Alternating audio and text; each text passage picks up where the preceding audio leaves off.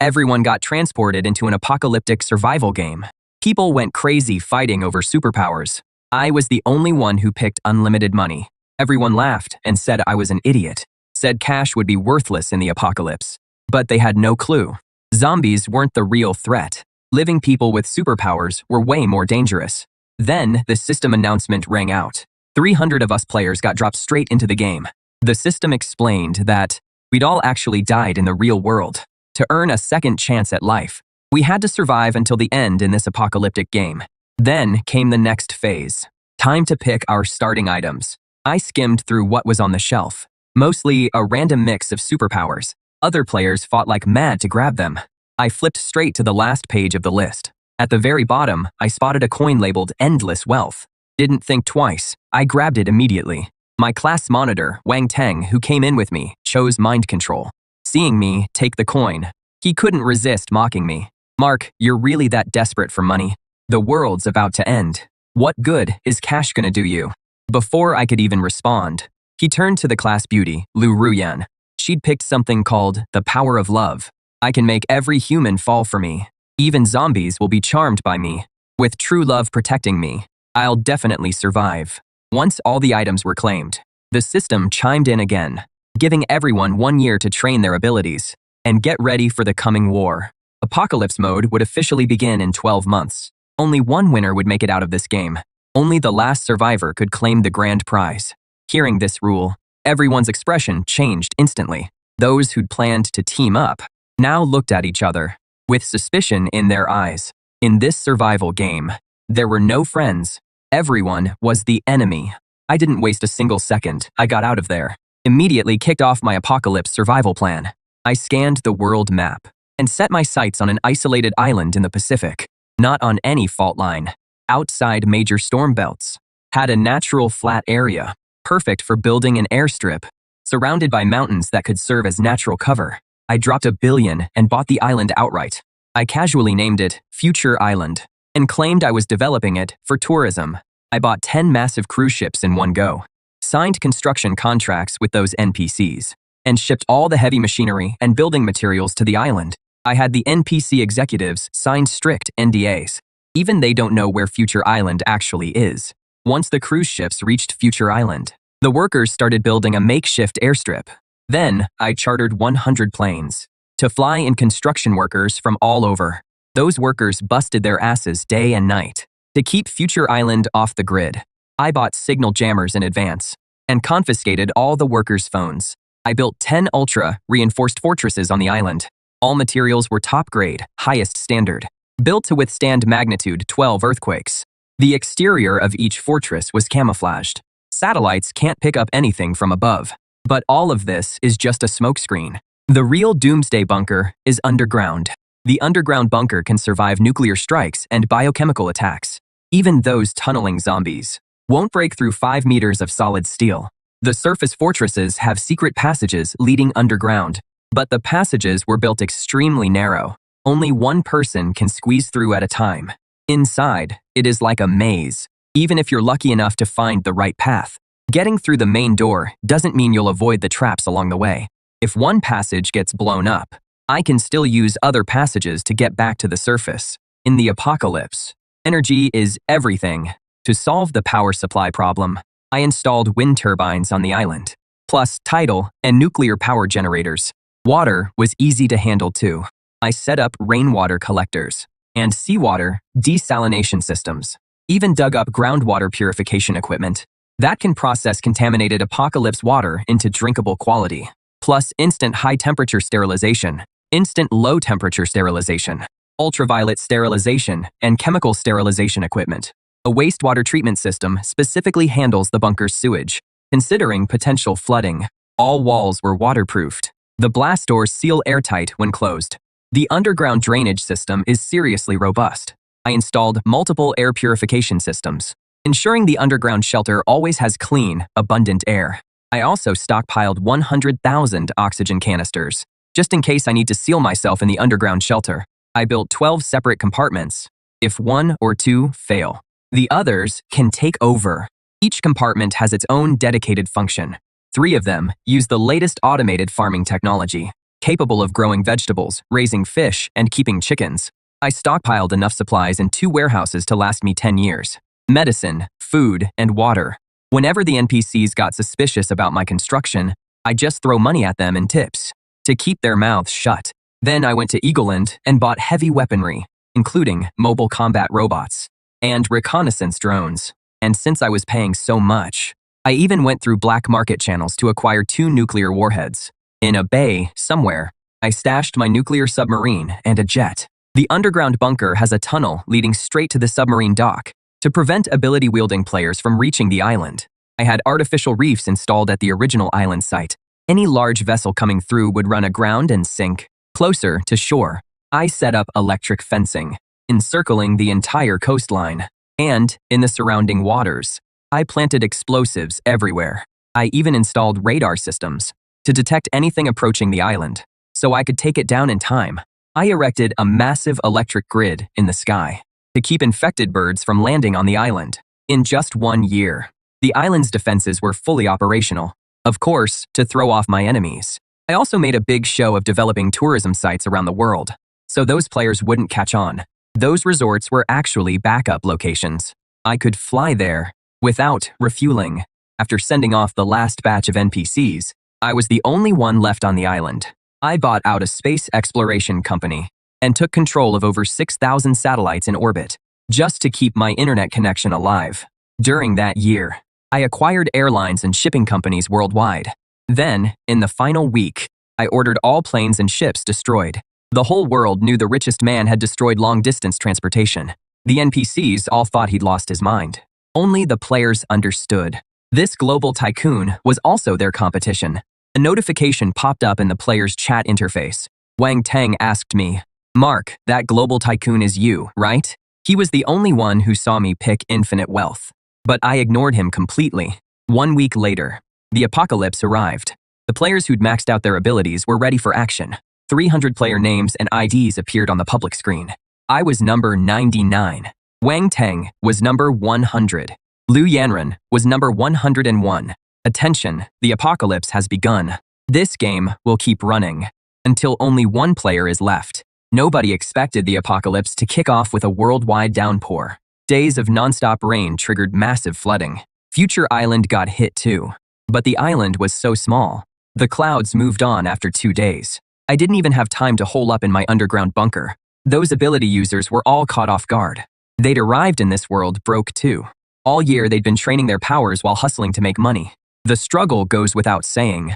The supplies they'd stockpiled were pathetic. Only a few players who'd used their powers for crime managed to land a villa. They built a shelter in the basement. The flood hit the basement first. All their supplies were ruined. The entire villa was swallowed by the flood. Some players had built shelters in underground garages. Those flooded out completely too. High-floor shelters were safe for now. But the rain wouldn't let up. The underground players' already meager supplies slowly ran dry. Everyone started freaking out. Meanwhile, I was munching on snacks and watching a live stream. The streamer was hiding behind the curtains, secretly filming the building across the street. A player was using fire powers to raid for supplies. Bro, this isn't special effects. Not cosplay, either. This is a real ability user. He used to be a security guard in our complex. Now he is burning through doors. This is his 10th robbery. The chat was blowing up. So ability users are actually real. Does that mean the apocalypse is here? Streamer, watch out. Once he is done with that building, he'll hit yours next. Is firepower reliable? Firepower, the player tipped off the NPCs. A swarm of SWAT officers rolled into the complex in rescue boats. They surrounded the building with guns drawn. The streamer's hands were shaking with excitement. Guys, this is my first time seeing a gunfight. This guard's fire is insane. He melted the steel gate in seconds. The SWAT team stormed the building. The gunfire was intense. Suddenly, a figure flew out from the rooftop and plunged straight into the flood. Not long after, I saw that player's name go gray on the global chat. That meant the player was dead. Right then, in the chat window, Wang Tang hit me up again. Mark, let's team up.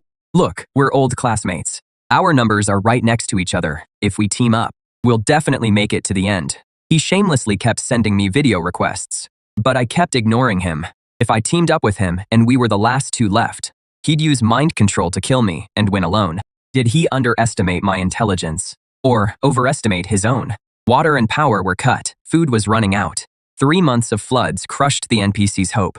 Finally, someone couldn't take it anymore. They started taking desperate risks, looting and burning everywhere. Players mixed in with the crowd, searching for a way to survive. But abilities couldn't stay hidden. It caught the attention of the higher-ups. They issued a direct order to capture ability users. Anyone caught was sent to research facilities. Within a month, 30 players were posted on the public screen. Suddenly, players were like startled birds, everyone on edge. Meanwhile, I was living in a completely different world, checking on my vegetables now and then, gaming in my mansion, swimming in my pool. Future Island was basically paradise. I was living the good life. But good times don't last. I finally got sold out. Someone anonymously posted on the world chat, Player 99 is the world's richest person. They definitely built plenty of shelters before the apocalypse. Find Player 99. And everyone survives. The long silent world chat instantly exploded. Player 99, show yourself. You're living it up alone, while hundreds of us suffer. So cruel and vicious. Yeah, eliminate players like that. Find 99, and we live. Everyone, charge. All the players went crazy. They couldn't wait to skin me alive. I just wanted to lay low in peace. But you had to call me out. I sent a message in the world chat. Everyone, calm down. I am Player 99. You want shelters. I can provide them. But I only built shelters in 4 countries, Dragon, Eagle, Hans, and Kangaroo. And each shelter holds 20 people max. I marked 4 spots on the world map. You have over 200 people. There is no way you'll all fit. However, I'll give you the shelter passwords. First come, first served. Don't come after me. The moment I entered the password, every player went wild. If they reached the shelter first, they'd survive the flood. Overnight, some players had already arrived. Most had speed-based abilities. The shelter was built on high ground, safe from the floodwaters. When they opened the doors and went inside, it was like stepping into paradise. After all, I'd built these 4 shelters to be absolutely lavish. They had every amenity you could want. Freezers packed with frozen feasts. Player 58 proudly started live streaming on World Chat. Never expected the shelter. Never expected it to be this nice. Money really does buy happiness. Inside, they were eating steak and lamb, drinking red wine. The table was covered in delicacies. Player 58 said, 12 people were already inside. They'd voted to lock down the Dragon Kingdom shelter. Resources were limited. No one else was getting in. Other players were still on the road. Seeing the stream, they lost it. Outside the shelter, players kept arriving in waves. Rather than drown in the flood or starve, they had to seize this lifeline. Survival instinct drove them to desperation.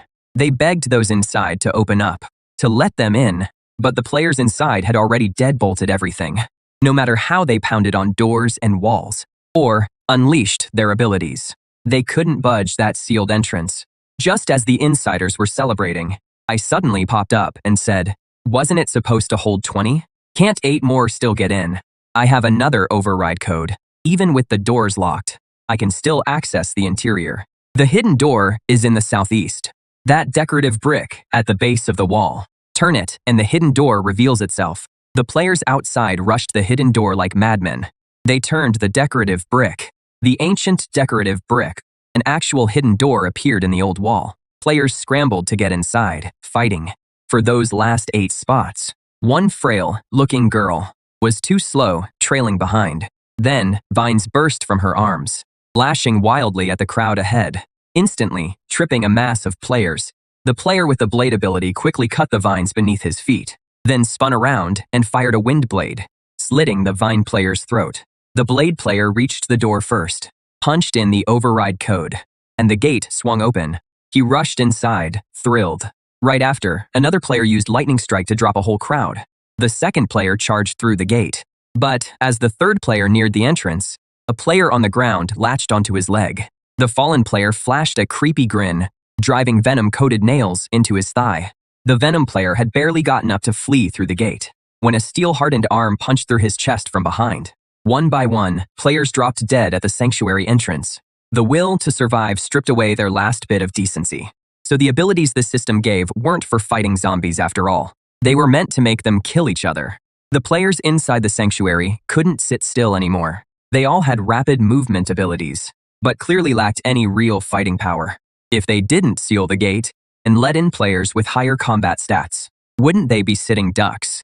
The Blade and Lightning players who had just burst inside realized this. They quickly teamed up and started going after the players outside. Right then, the numbers on the public screen shot up. Player deaths kept piling up. Human nature is the same everywhere. Brutal death matches broke out at the other 3 sanctuaries too. Across all the surveillance feeds, I couldn't spot Wang Teng anywhere. Then again, why would he ever go to a sanctuary? As luck would have it, Wang Teng messaged me right then. Mark, look at us, we never even allied. Yet, we worked together so smoothly. We were born to be allies. Have you no shame? Exposing my identity. Putting me in the hot seat, that was all you. Don't be so mad. If I hadn't cooked up that plan, how would we have sent those players to their deaths? You should thank me for clearing out your competition. As we were chatting, the sanctuary hit full capacity. The gate sealed shut automatically. Outside, blood ran like rivers. Those who hadn't made it in were still struggling in vain. The players inside were celebrating. They had no idea what was coming for them. I smiled. What could it be? I smiled and said to Wang Teng, "It is a shame you're not in the sanctuary." With that, I hit a button. In an instant, the 1,000 tons of explosives buried inside detonated. The shockwave even shattered the surviving players outside the shelter. After the explosion, the player count dropped by 116. Only 91 players remained. After a long moment, Wang Teng finally sent me a message. I underestimated you. Thanks for the assist. Otherwise, gathering that many players in the shelter would have been nearly impossible. The players most likely to reach Future Island without planes or ships are now gone. I've been planning for a year how to take them all out at once. Those shelters became their graves. The shelter explosions couldn't make the news this quickly. The other surviving players had no idea what happened. But Wang Teng knew immediately, which meant he was watching everything from a distance. Then, the system sent me a message. Congratulations on becoming the player with the most kills. You receive an extra reward. I couldn't help but smile. See, in this apocalypse, it is always survival of the fittest. 4 months later, the floodwaters slowly receded, revealing the submerged land. Everyone breathed a sigh of relief, thinking the disaster was over. But they didn't expect that the flood had brought a plague. Many dead NPCs turned into zombies. Congratulations to the 101 players who cleared the first stage. Apocalyptic flood. Next is the second stage. Apocalyptic zombies. Finally, it is time for abilities to shine.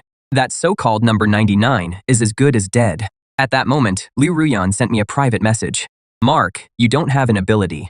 You won't survive the zombie apocalypse. If you share some supplies with me and tell me your location, I can come protect you. I slowly typed a question mark. Don't underestimate my ability. I survived the flood. Entirely because of it. Of course, I knew how she survived. She used her ability to inspire love, to scam supplies from her neighbors. When rescue arrived, she was the first one saved. Thinking of this, I replied, "Sorry, I'm not interested." Besides, Liu Ruyan knowing I'm the richest man was clearly no coincidence. The zombie virus erupted across every continent. Because I destroyed the planes and ships in advance, cutting off transmission routes to Pacific Island nations and Antarctica. The transmission routes were severed. Basic zombies weren't hard to deal with, but the virus spread way too fast. After spreading repeatedly, mutations started showing up, exactly as I predicted. Smart zombies and ones with powers started appearing quietly. As long as a zombie ate an ability user's flesh, it could get their powers. Players realized they'd die without alliances. So they started banding together and building bases to hold off zombie attacks. But the bases didn't just fight zombies. They fought each other too, battling over supplies and lives. Facing the zombie virus, I had to put up steel nets in the ocean to keep infected fish from reaching Future Island. Electric grids went up overhead too, stopping birds from landing. The sunlight seemed kind of dim. On rainy days, I'd hole up in my underground bunker. Only after machine testing confirmed the rain was clean. Would I risk coming out? That was the biggest way the zombie virus affected me. Land-based networks had crashed long ago. NPCs could only use radio to send messages. But I didn't mess with that old junk. Thousands of satellites overhead let me watch Earth in real time. Just like I figured. Birds would carry the virus. When the virus hit vulnerable island nations, the whole island instantly turned into a living hell. Player numbers. Players kept dropping one by one. This time, down to 30. But right then, a mutated bird zombie had just flown over Future Island's waters. When it hit the electric grid, instantly fried to a crisp by the high voltage. But one feather slipped through, drifting down through a gap in the grid. Before it hit the ground, a robotic dog blasted it with a fire jet, burning it to ash. That bird must have flown from other Pacific islands. From that day on, huge flocks of birds passed over Future Island every day. The electric grid was covered in bird carcasses. Robots were swamped patrolling the whole island, torching bird bodies and clearing the grid. If even Future Island was this bad, you can imagine how rough things were elsewhere. I quit taking daily beach walks and moved into the underground bunker for good. Today's New Year's, but nobody in the world feels like celebrating. Except me. I was eating my New Year's dinner while watching the last Spring Festival gala before the apocalypse hit. I thought about my family from before, but now I was the only one left. It was hard not to feel empty inside. I had to go back. I had to be the last one standing. I snapped a photo of my New Year's Eve dinner and sent it to Wang Teng. A minute later, Wang Teng posted my photo on the world chat. I could just picture the players losing their minds. Angry comments came flooding in. Player 99's living pretty well. Damn it, we can't even get a hot meal. And he has got a full spread. Don't get too cocky. If I find you, I'll kill you. I couldn't care less. I'll be waiting. If you can find me. I opened my computer and pulled up the profiles of 30 players I'd gathered. They had no idea that before the apocalypse, I'd already had eyes everywhere. My mercenaries had tracked down players scattered across the globe and kept them under long-term surveillance. I knew every player's abilities and weaknesses. After the apocalypse hit, my mercenaries survived on the supplies I'd stockpiled. They kept working for me, and I unlocked new supplies for them. Money makes the world go round. In the apocalypse, supplies were the most valuable currency. 3 major powers had emerged. First was the military. They had a formidable arsenal and an impregnable base. Wang Teng had seized command through mind control. Second were the zombies. A zombie king had risen among them. He gained powers by killing ability users, zombies, and players. Liu Yanyan was by the zombie king's side, having become his beloved companion. Third were the gangs. Even before the outbreak, Player 128 had entered the world's most dangerous and chaotic nation. Using his abilities, he subdued the gangs. Under Player 128's leadership, the gangs grew stronger by looting civilians. The remaining 26 players had all joined one of these 3 factions. Player 128 could manipulate gravity, an extremely powerful ability. In one-on-one combat, no player could take him down. Yet, the gangs were actually the weakest force. I tapped on Player 128's avatar with my stylus. You'll be the first to go. Just then, the system alert sounded again. 30 players remain alive. Difficulty increasing. Entering level 3. The frozen continent. Someone immediately broke down. The apocalypse has lasted a year and 5 months. Everyone's out of supplies. Another ice age hits, and everyone on this planet dies. Liu Yuran quietly messaged me. Mark, check your messages. Mark, soon only the zombies will survive this planet. And I'll survive too. You'll regret rejecting me for the rest of your life. Then, she sent a photo of herself with the zombie king. Seeing this, I sneered. In that case, I'll send you lovebirds to the afterlife together. The ice age swept across the entire planet. Even my tropical island was affected. A massive blizzard struck Future Island. The aerial power grid was the first casualty. Wind and tidal power plants took heavy damage too. Fortunately, the underground fortress's backup nuclear plant was still running. The gangs cracked first. They'd looted most of the civilians' resources. Internal tensions escalated. Conflicts erupted constantly. Awakened players died one after another. I privately messaged Player 128 through the World Channel. How about we team up? I've buried supplies all over your territory. Get your hands on them, and you'll survive. Player 128 replied shortly after. What do you want? Why should I trust you? I want you to take down the zombie king. My scientist team developed a zombie cure. Just spray it on them, and they vanish. But as you know, my combat stat is 0. After thinking it through, Of 30 awakened, you're the strongest. Only you can pull this off. We humans fear the cold. Zombies don't. The longer this drags on, the better their odds. No matter how many supplies I have, they'll run out eventually. Then, player 101 beside the Zombie King becomes the final winner. The Zombie King's too powerful. Without the cure, no awakened player can kill him. I have the cure. You have powers. Let's team up and take out the zombies. To earn 128 trust, I sent mercenaries to deliver a zombie cure, along with a batch of supplies.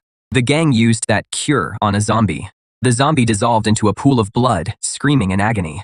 The virus they carried was purified as well. 128 was tempted. If only he and I remained in this world. Killing me would be effortless for him. To him, I was the weakest player. Allying with me was undoubtedly his best option. One night, hundreds of drones carrying the cure flew toward the horde. The Zombie King was asleep with Lu Ruyan in his arms. His keen hearing immediately detected something wrong. He got out of bed at once, not forgetting to tuck Lu Ruyan in. Massive amounts of cure mixed with snow fell from the sky. Mixed with snow, it poured down everywhere. The zombies exposed to the cure screamed in pain. One after another, they dissolved into blood. The Zombie King flew into a rage. He leaped down. Beams of light shot from his palms, shattering the drones. 128 led the players charging in. He activated his gravity power, pinning the Zombie King firmly to the ground. The powerful Zombie King couldn't even lift his wrist. Several players rushed at him. A roar erupted from the Zombie King's throat. Zombies hiding in the shadows pounced on the players like monkeys. 128 unleashed his power again. Tall buildings were torn apart by gravity and collapsed. Boulders crashed down on those zombies. The Zombie King was buried along with them. 128 broke into a victorious grin. These boulders were enough to crush the Zombie King to pieces. Lu Ruyan stood on the balcony. Covering her face, she let out a scream. 128 flicked his finger. The terrace beneath Lu Ruyan's feet collapsed. She fell from the height. A fall from that height meant certain death. At the critical moment, the Zombie King burst from the rubble, catching Lu Ruyan. At the same time, one of his hands. At the same time, countless threads sprayed from one hand, binding 128. 128's face turned pale with shock. He never knew the Zombie King had this move. The Zombie King gave a gentle pull. 128's body instantly shattered. But the Zombie King didn't anticipate that 128's body was loaded with cure. The packets released and engulfed him. Lu Ruyan screamed, watching helplessly as the Zombie King melted into pools of blood. She was scared out of her wits. This place was literally hell. She ran for her life, but soon fell through the ice. This time, no one would save her. A power dependent on someone else's love was ultimately too weak to cut it. 12 more players went gray on the world chat. I crossed their numbers off one by one in my notebook. When I got to number 128, his weakness was written next to it. Universal gravitation. Can't control objects with extremely low mass, like the Zombie King's silk threads. I like to use information gaps to fight battles I can't lose. At this point, I only had one opponent left. Wang Teng, who controlled the military. He couldn't wait to end this game. He called me out on the world chat. This game has always been for smart people. Mark, you've done well to get this far. But every game has a loser. Kill yourself now, and I'll spare you the torture. I've always known you had mercenaries, but they're no match for the military. You've just got some dirty money. But I've got missiles, aircraft carriers, military aircraft. Hide wherever you want. I'll find you. And I flipped him off in the chat. Wang Teng's mind control was powerful, but had one fatal flaw. He had to use his power face to face. As long as I stayed in my underground bunker, he couldn't touch me with his power. But I didn't see this coming. He fired missiles straight at Future Island. Multiple missiles rained down on Future Island. A long while later, I still hadn't gone offline. Wang Teng couldn't believe it. Mark, you've got yourself a pretty solid hideout.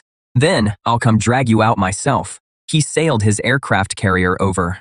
For an aircraft carrier, the reefs I put up were nothing. When he landed on Future Island, the whole island was covered in smoke. Mountains were flattened. The ground was cratered. All the defenses were wiped out. He looked at the exposed entrance to the underground bunker and smiled like he already had me. He ordered his men to blast the entrance with heavy weapons. After several rounds of heavy shelling, the door was blown off. revealing a passage inside. I immediately sent him a video call request. He answered, looking all smug, and said, staring down the pitch-black tunnel, "It is too late to beg for mercy now, Mark." He jerked his chin, signaling his men to go in, planning to drag me out of there. In the video, I calmly pointed at the endless cosmos behind me. "Who told you I was on Future Island? Open your damn eyes and see where I really am." The second I finished speaking, a nuke detonated on Future Island. Player 100's name finally turned gray. The system blared a sharp victory tune. Congratulations to player 99, the sole winner. You've cleared the game. Wang Tang had a special ability player working for him, who could pinpoint the exact coordinates from any photo. It was a completely useless ability, but Wang Tang saw exactly how he could use it. He'd sent me countless video requests, trying to screenshot and track my location. But I never picked up. Later, I sent him a photo on New Year's Eve. He secretly called me an idiot, happily tracked my location, and waited for both the gangs and the Zombie King to be wiped out, so he could swoop in and take everything, and decided to blow me up. But how could I not know what players he had? That photo was deliberately leaked to him, to lure him to Future Island. After sending the photo, I got off Future Island. The reward the system gave me was one chance to teleport anywhere instantly. With all my supplies, just like that, I got teleported to a space station, but the system didn't give me a way back to Earth. I couldn't use this reward until the very end.